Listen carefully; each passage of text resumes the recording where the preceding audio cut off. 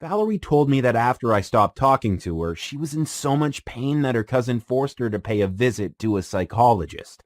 His name was Scott Foster, and he quickly revealed to her that he wasn't exactly a psychologist, but he was a specialized mind control expert.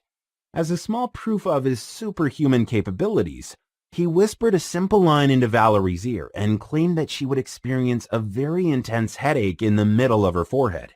He continued to talk, and within seconds, Valerie found her head feeling heavier until suddenly a full-blown headache had formed.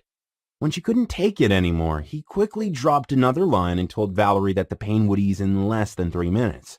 Sure enough, her headache disappeared completely, shocking Valerie beyond belief. Scott explained that he used something called embedded commands that can easily influence the brain and the body. He explained that these commands go straight to a special part of the brain called insular cortex that is responsible for creating motions and feelings. This made Valerie's mind go crazy with curiosity, and she immediately asked, "Is it possible to use embedded commands to make any man fall in love with me?" "Absolutely," said Scott. "And not only love, you can make any man weak in the knees, uncontrollably romantic, and extremely turned on by using these very commands," he added further. Scott had built up a large list of intensive commands that he called love commands and handed over a few to Valerie immediately. Valerie came up with a slightly evil plan. She reopened her old online dating profile and messaged a very cruel past date. This guy begged Valerie for a date for 3 weeks straight, but when he finally met her in person, he bluntly said, "I am really sorry, I can't do this. You don't look anything like your online picture," and literally ran away in the middle of the date.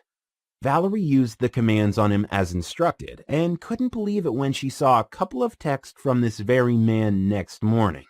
He wrote, "Honestly, I was stupid for treating you the way I did, and I know this sounds crazy, but ever since I read your message, my mind hasn't stopped thinking about you. Can we please meet? Eagerly waiting for your call."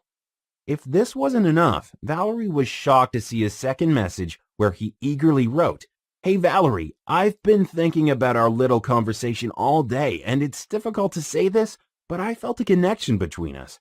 I don't want to push you, but I have to ask. Would you like to meet me for dinner tomorrow?"